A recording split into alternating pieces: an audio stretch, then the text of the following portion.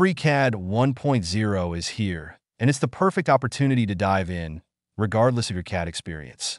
This tutorial will guide you through the basics, showcasing the vast capabilities of FreeCAD and empowering you to bring your creative designs to life. This beginner's tutorial will walk you through the fundamentals, enabling you to create complex models with ease. In this video, I'll demonstrate how mechanical engineers can use FreeCAD to create functional prototypes and production-ready designs, specifically by bringing this bicycle stem to life. To get started, download the software from the official FreeCAD website. It's available for all major operating systems. You'll find the download link in the description below. Now, let's get serious. When you first open FreeCAD, a dialog box will appear, allowing you to select your language, units, navigation style, and a theme. If you're migrating from another software, you can choose the same navigation style. I also recommend selecting the dark theme for a more comfortable viewing experience. Since I'm used to working with Blender, I'll choose the navigation style and theme that most closely resemble it. FreeCAD's interface might seem complex at first. It's important to understand how FreeCAD works. FreeCAD is composed of different workbenches that can be used independently or together. Think of building a house. Different trades like masons, plumbers, and tilers work together, sometimes using each other's tools. FreeCAD works in a similar way. To initiate a new document, select the icon representing a blank page. This action activates the Part Design Workbench, which provides a feature-based modeling environment similar to those found in commercial CAD software, such as Fusion 360 and SolidWorks. It's an excellent choice for those new to parametric modeling. For a cleaner workspace, I'm going to relocate the taskbar to the right-hand side of the screen and click on the square icon to make it full. I'm also closing the report view to maximize the workspace. At the top left corner of the interface, there's a drop-down menu that reveals all of FreeCAD's workbenches. These workbenches are like specialized toolboxes, each tailored to different tasks. While they can work independently, they often interact with each other. For instance, there are workbenches specifically for architectural BIM, mesh manipulation, and even spreadsheet-like functions. For those new to FreeCAD, the Part Design Workbench is a great place to start as it offers a general-purpose environment that's easy to learn. To start building our part, locate the Create Body button in the right-hand side panel and click on it. This action will generate a new entry in the tree view, representing the body and its associated coordinate system. The coordinate system consists of 3 mutually perpendicular planes. The origin of this system is initially hidden but can be made visible by clicking the eye icon next to it or simply pressing the spacebar. To create a 3D object, you must start with a 2D sketch. To know where to begin, you need to analyze the object and identify its primitive shapes. In our example, it's quite simple. The primitive shape is a rectangular prism. We can also see that the part is symmetrical. So, the first step will be to model this rectangular prism with a hole in the middle. This is what the object will look like after the first step. The first step is to initiate a new sketch. To do this, click the sketch icon, which typically depicts a sheet of paper with red geometric primitives.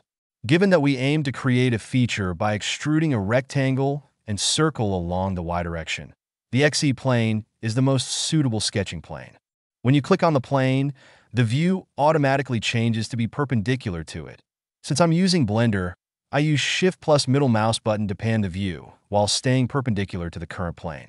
To reset the view, in the top right corner, click on the face of the cube that corresponds to your wanted view.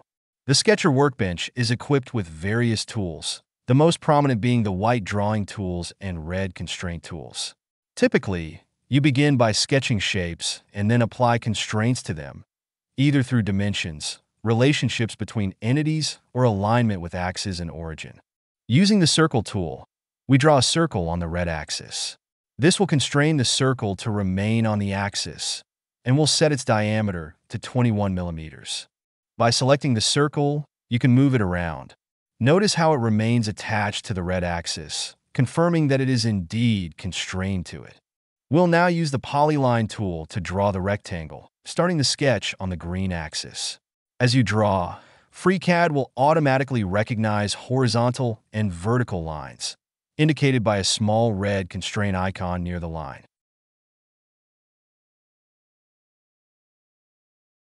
Notice that the final line segment we've drawn is not perfectly horizontal.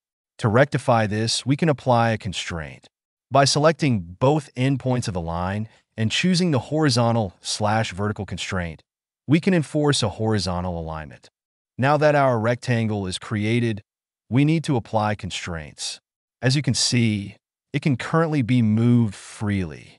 When sketching in FreeCAD, it's essential to fully constrain all lines, as unconstrained elements can lead to reconstruction errors during model regeneration. We'll make the part symmetric about the red axis. Select the two endpoints and the red axis, then use the Symmetric Constraint tool. The object moves identically on both sides of the red axis, confirming that the symmetry has been applied correctly. We'll now define the height of the stem. Select the Dimension tool, click on the line, and enter a value of 47 millimeters. The sketch is designed to have a variable dimension for the circle's placement, allowing you to easily modify the stem size. Using the Dimension tool again, set a fixed length of 27 millimeters for the rear part of the stem. Notice that the left part of the sketch has turned green, indicating that it is fully constrained. We will assign a dimension to the circle's placement. This dimension will be temporary, as it will be driven by a variable we're about to create. We're going to set a dimension for the front part of the stem. This dimension will be linked to the variable we created for the circle's position, ensuring that both elements are connected and can be modified together. You can now see that the sketch is entirely green, meaning it's fully constrained. You can close it by clicking on the corresponding icon. We'll proceed by defining a new variable. Variables introduce a parametric approach to modeling, enabling dynamic adjustments to various geometric constraints. To initiate the variable creation process, click on the VarSet toolbar icon. In the Variable Creation dialog, enter size as the variable name, and then click the OK button. You'll see a new item appear in the list on the left. This is where we'll set the value of our variable. Let's make it 55 millimeters. To make this variable active, we need to define it within the sketch. Double-click on the sketch to return to it. Click on the dimension that defines the circle's position. Then, click on the FX icon next to the dimension. This is where we'll tell FreeCAD we want a variable to define this length. Start by typing varset followed by the variable name, in this case size. You can see that the dimension has turned orange-brown, indicating that it is now controlled by a variable. We'll now repeat the process for the front length of the stem. However, we'll set the length to the variable size plus 20 millimeters. This will ensure a constant distance between the circle and the end of the stem. Be sure to add the unit symbol at the end, in our case, mm for millimeters. Otherwise, the operation will fail. You may now exit the sketch editing mode and examine the variable's behavior in the VarSet panel. Notice that the sketch dynamically adjusts to the variable's length without requiring any further modifications. This feature is particularly advantageous when working with intricate designs.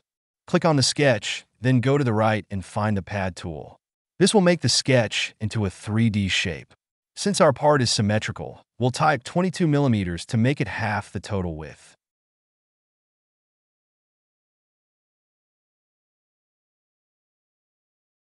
The next step is to create two chamfers on the edges of the rectangular prism to achieve the desired result. To do this, while holding down Control, select both edges and click on the chamfer icon. We'll create a chamfer with two distances. The first will be 8 millimeters and the second 5 millimeters. Once you've entered these values, click OK. The third phase involves creating this inset to provide depth to the object. To accomplish this, choose the face and create a sketch. The 3D view will automatically align itself perpendicular to this face. We will project the object's contours to use as constraints for our sketch. To do this, select the External Geometry tool and click on the left edge of the stem and the circle. This will project these edges onto the sketch. With the Create Arc by Center tool, draw a circular arc using the center of the projected circle. To make it a perfect semicircle, select the two end points in the center and add a vertical constraint. The circular arc is geometrically constrained to be concentric with the base circle. As a result, when the base circle's position is modified through the associated variable, the circular arc will automatically update its position to maintain this concentric relationship. To fully constrain the arc, give it a radius of 14.5 millimeters using the dimension tool. Using the line tool, draw a line from the arc to the projected line. Be very careful to draw the lines horizontally and avoid snapping to the endpoints. Repeat the same process for the bottom line, and then close the sketch by joining the two endpoints. As you can see, the sketch is completely green, indicating that it is fully constrained. To finish the sketch, create a circle using the center of the projected circle. Select both the new circle and the projected circle and apply an equal constraint. All geometric constraints have been applied to the sketch, resulting in a fully defined profile. The sketch is now ready for the next step. You can exit the sketch environment.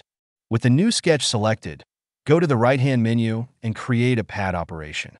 Enter a value of 2.5 millimeters. The object begins to take shape. We will add several more operations. To ensure that the modeling has been done correctly, in the variable set properties, we can modify the value of the size to see if the object continues to update following the variable. Everything works as expected, so we can continue. We will proceed to create the desired openings in the part. To do this, select the planar face that will serve as the base for the cutouts. Then, create a new sketch directly on this selected face. This sketch will define the shape of the openings. Using the external geometry tool, project the back edge of the stem. Next, using the rectangle tool, draw two rectangles on either side of the red axis, making sure to start each sketch on the projected edge. After drawing these rectangles, select the two right edges and delete them. To delete, press the Delete key on your keyboard. We will replace them with semicircles. Using the Arc tool, draw a semicircle, ensuring that the ends of the rectangle coincide with the ends of the semicircle. To ensure a smooth transition between the arc and the straight edge, select both the arc and the top edge. Then apply a tangency constraint. This will force the arc to be tangent to the edge, creating a seamless curve. Using the Dimension tool, which you can activate by pressing the D key on your keyboard, set the width of the top groove to 7.5 millimeters. Using the Dimension tool, define the vertical position of the top groove with a value of 2 millimeters from the red axis. This will ensure that the top groove is positioned exactly 2 millimeters above the red axis. Next, we'll set the length of the top groove by creating a dimension from the green axis to the circle center. This dimension will be driven by the variable size. To do this, press FX and input var set size minus 14.5 millimeters, remembering to include mem at the end. The green color of the top groove confirms that it is completely constrained. To enforce the same length for the bottom groove, select the center point of the top groove's circular arc and the two end points of the bottom groove. Apply a vertical constraint to these 3 points. This will ensure that the bottom groove is both the same length as the top groove and perfectly aligned vertically. Next, select the two left edges of both grooves and apply an equality constraint. This will ensure that both grooves have the same width. We still need to define the vertical position of the bottom groove. Using the D command, create a dimension of 3 millimeters from the green axis. Our final step will be to draw a semicircle at the end of the groove. To do this, draw a semicircle, making sure to connect the ends of the groove with the ends of the semicircle. As we did before, create a tangency constraint between the circle and the top edge. The sketch is now completely green, meaning it is fully constrained. We can therefore exit the sketch. With the sketch selected, go to the right-hand menu and create a pocket operation that, unlike the previous operation, will remove material, creating a cavity in the part. Define a depth of 10 millimeters. You can take the time to admire your creation by rotating it to see if everything went as planned. In the left-hand variable set menu, we can adjust the value of the size variable to see if the model reacts as expected. After several attempts with different values, we can see that the model doesn't break and responds according to the variable. We will now create a cutout at the bottom of the stem. Unlike the previous pocket, this one will go completely through the part. To create a new sketch on this face, select it. The software will automatically adjust the view so that you are looking directly at the face. Using the external geometry tool, select the left edge, the bottom edge of the stem, and the edge where it meets the pad operation. This will project these edges onto the sketch. If you have difficulty selecting or seeing the last edge, you can click on the section view icon to get a cross-sectional view of the object relative to the plane where the sketch is formed. You'll be able to clearly see the dotted purple lines corresponding to the projected lines. Then, use the polyline tool to follow the projected lines and create the shape of the opening we want. Make sure to snap the endpoints together for a proper match. To exit polyline mode, press the Escape key. While drawing your polyline, make sure to create a point precisely on the green axis. This point will serve as an anchor point for a dynamic distance constraint, based on the value of the size variable. This will allow you to easily adjust the length of your polyline by simply modifying the value of size. If the point is not constrained, select both the point and the vertical axis and apply a coincident constraint.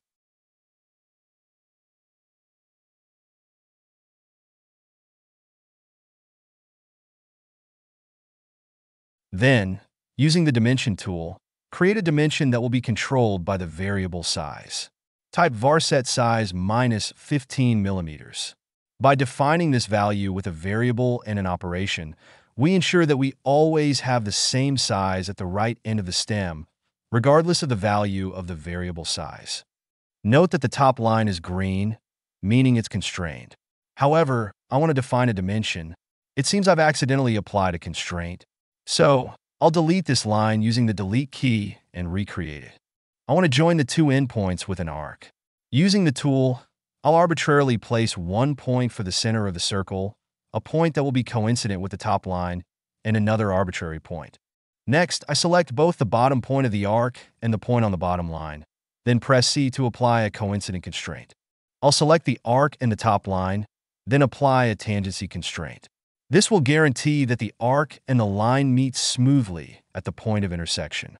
Finally, to fully constrain the sketch, I use the Command D to create a 20 millimeters radius for the arc.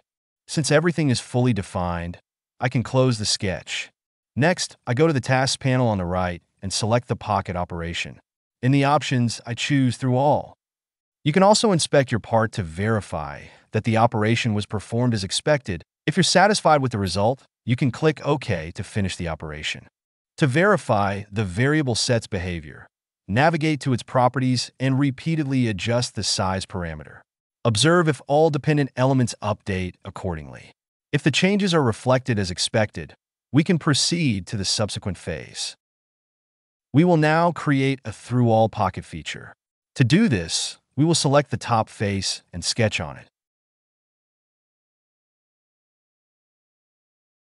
Using the external geometry tool, select the top edge and the right edge of the stem. This will project the edges onto the sketch. Create an open polyline by tracing along the projected edges, ensuring that the endpoint of the polyline is offset slightly from the projected point. Using the Dimension tool, create a 1.75 millimeters dimension from the end of the drawn line to the horizontal axis. I accidentally added a constraint again. I'll select the line and use the Delete key to remove it, and redraw a new one. Next, I pick the end of the line and the vertical axis and create a 3 millimeters dimension. Notice the line isn't green, a point isn't coincident somewhere. I'll move the points to check. Then, I'll select both points and make them coincident using the C key. Draw two lines from the endpoint to the right edge. Select both and apply a parallel constraint. It's important to draw two lines because one of them will be converted into a construction line and used to constrain a spline. Set a horizontal distance of 23 millimeters from the point to the green axis. Apply a vertical dimension of 8 millimeters from the endpoint of the line. Select the segment of the line and convert it to a construction line, either using the tool or by pressing GN on the keyboard. Now, we'll connect these 2 points with a B-spline. Select the B-spline tool and start by clicking on the top point. Click a second time on the construction line segment and a third time on the bottom point. Use the Escape key to finish the spline. Now, select the point created on the construction line and the end point. Make them coincident by pressing C. If you want, you can hide the B-spline by going to the Sketch menu and then selecting Sketch or Visual. The sketch is now fully constrained, as evidenced by the green color. This means that all degrees of freedom have been removed, and we can exit the sketch environment. We can now perform a pocket operation and choose the Through All option for the operation type. We're going to use a mirror feature to create the symmetrical counterpart of the body. Select the body in the tree view and choose the Mirror command from the top menu. In the dialog box that appears, select Transform Body and choose the XE plane as the mirror plane. Rotate the object in 3D space to preview the operation. If everything looks correct, click OK to confirm. Now, we'll create an opening at the top for the stem to slide onto the forked steerer tube. Select the top face and sketch on it. Using the Circle tool, draw a circle centered at the origin with a diameter of 28 millimeters. Use the D key to specify the diameter. Using the External Geometry tool, select the right edge of the stem and project it onto the sketch. Employ the Linear Entity tool to construct 2 horizontal lines originating from the projected points and terminating at the circle circumference. To remove the unwanted portion of the circle, select the Trim tool and delete the segment between the 2 lines. The sketch is fully defined. We can now close it. To create a pocket that goes all the way through the part, select the Pocket feature and choose the Through All option. To create a chamfer on the upper left corner of the stem, we'll utilize a Pocket feature. Begin by creating a sketch on the XE plane. Project the top and left edges of the stem onto this sketch using the External Geometry tool. If visibility is an issue, activate the Section view. Then, employ the Polyline tool to sketch a triangle. Start at the left edge, extend to the projected point, the apex, and finish at the top edge. Activate the Dimension tool by pressing D, and set the value to 5 millimeters for both segments. You can exit the sketch and create a Through All pocket. Select Symmetric to plan to realize the pocket in both directions. Let's drill the holes for the 4 front-facing bolts on the stem, as seen in the image. Select the front face of the stem and start a new sketch. If the view rotates, you can recenter it using the arrows near the view cube. Draw 4 circles, dividing the face into quarters, using the axes as boundaries. Next, select the centers of the bottom 2 circles and apply a horizontal constraint. Repeat the same process for the centers of the top 2 circles. Select the center of the left circle and apply a vertical constraint. Repeat for the right circle. Select the center of the right circle and apply a symmetrical constraint, and do the same for the center of the 2 top circles.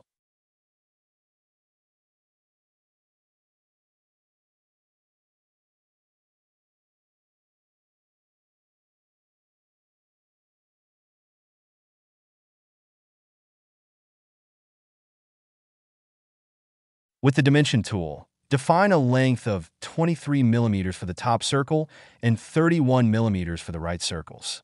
Select all circles and make them equal. And finally, add a dimension of 13 millimeters.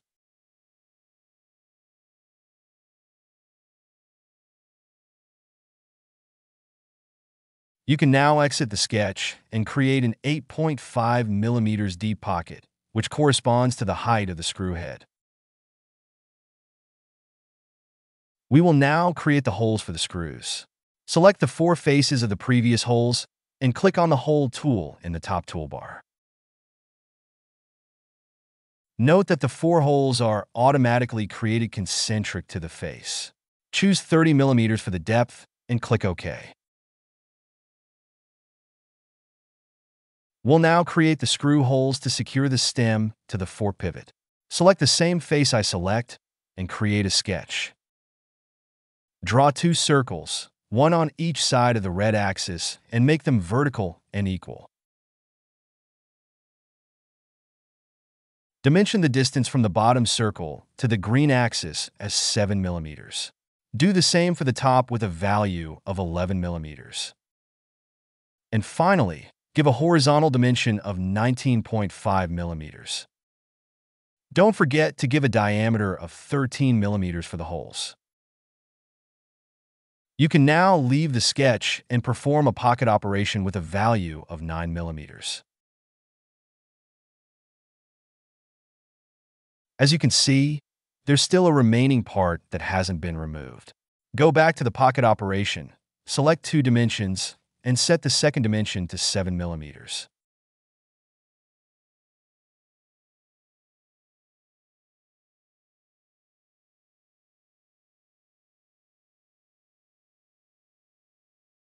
Just like we did for the front face holes, we'll select the two faces and click on the hole tool.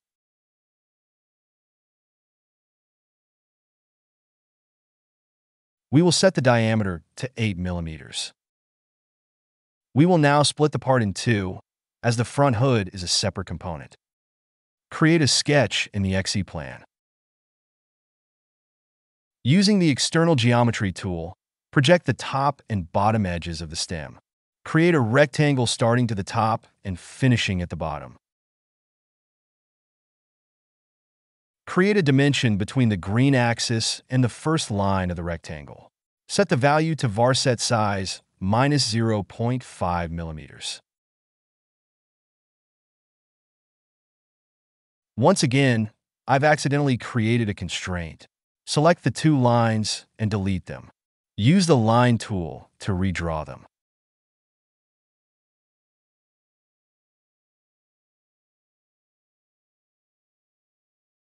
This time, set the dimension to varset size plus 0.5 millimeters.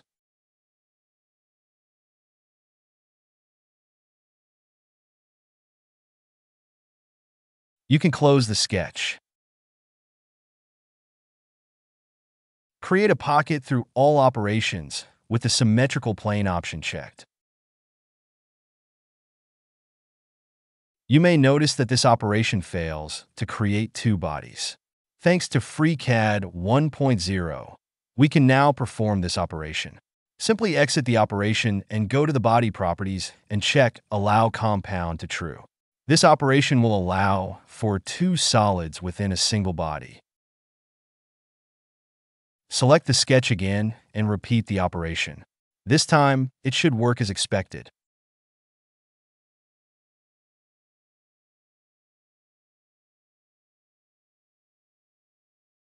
To reduce the weight of this stem, we will create an internal cavity. This simple operation will decrease the overall weight without compromising its strength. To do it, create a sketch on the YZ plane. Use the Section View tool to see through the part. Create a circle with a diameter of 20 millimeters at the origin. Exit the sketch and create a pocket feature. Select up to face as the type and choose the desired face.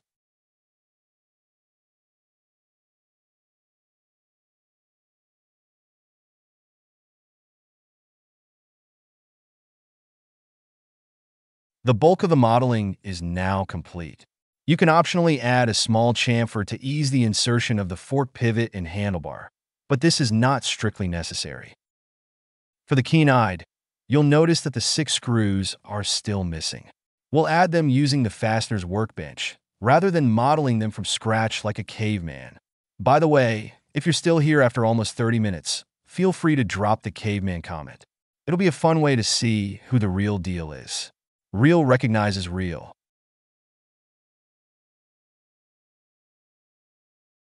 In order to better organize your file, rename the body feature to stem by using the F2 key.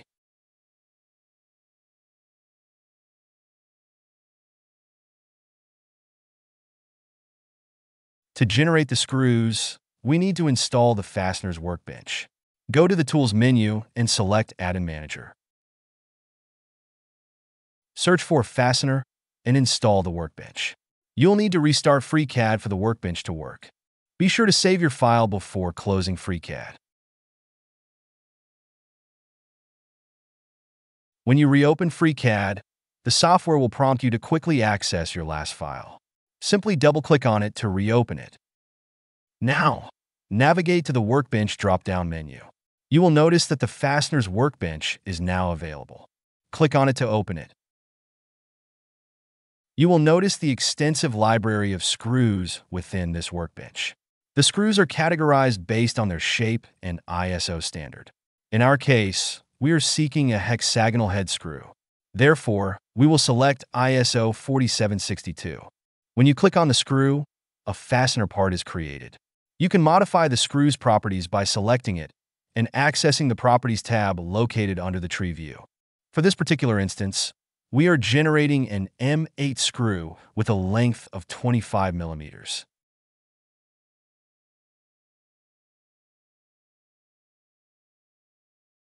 If you wish, you can generate the thread, but be aware that this is extremely computationally intensive.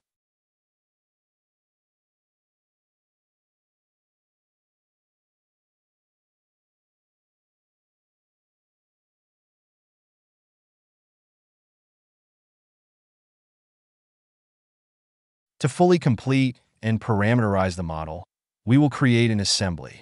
This will allow us to automatically update the position of the screws based on the variable size we defined. To do this, go to the Assembly Workbench. Create a new assembly by clicking on the Create Assembly icon. To incorporate the part into the assembly, select the Insert Component function. Designate the stem as the fixed component and subsequently import the screw.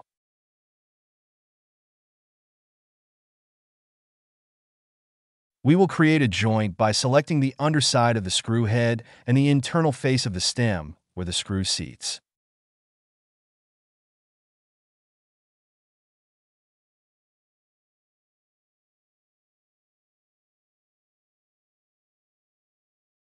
We will repeat the same operation for the remaining 4 screws.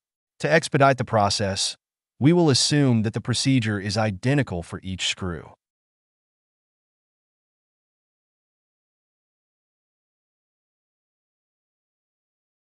Due to the varying lengths of the 2 rear screws, we'll need to create new ones. To enhance file organization, let's group all assembly components. This will facilitate categorization and enable us to quickly hide or unhide the entire assembly. Go back to the Fastener Workbench and create a new group by clicking on the blue icon. Rename it to Parts using F2. Then, drag and drop the stem and screws into this group.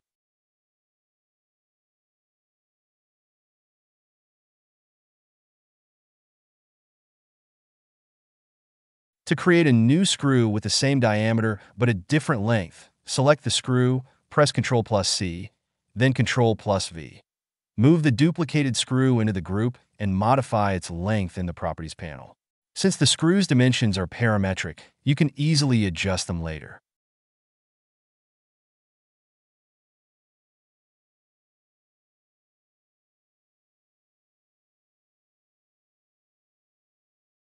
Next, return to the Assembly Workbench and import the newly created screws into your assembly.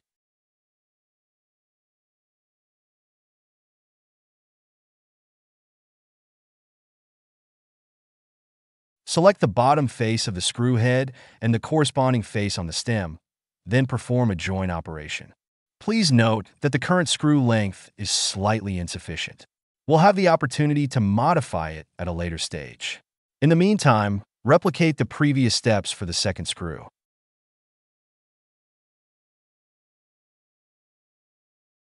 To adjust the screw length, navigate to the Parts folder and select the specific screw. Within the Properties panel, modify the length parameter. Importantly, altering this value will not disrupt the integrity of the 3D model. Our 3D model is now complete. You can change the stem size using the variable set. You'll notice that the 3D model adapts to the new variable value without breaking or causing any errors. I hope this tutorial has helped you learn more about FreeCAD, or at least entertained you. Thank you for your attention.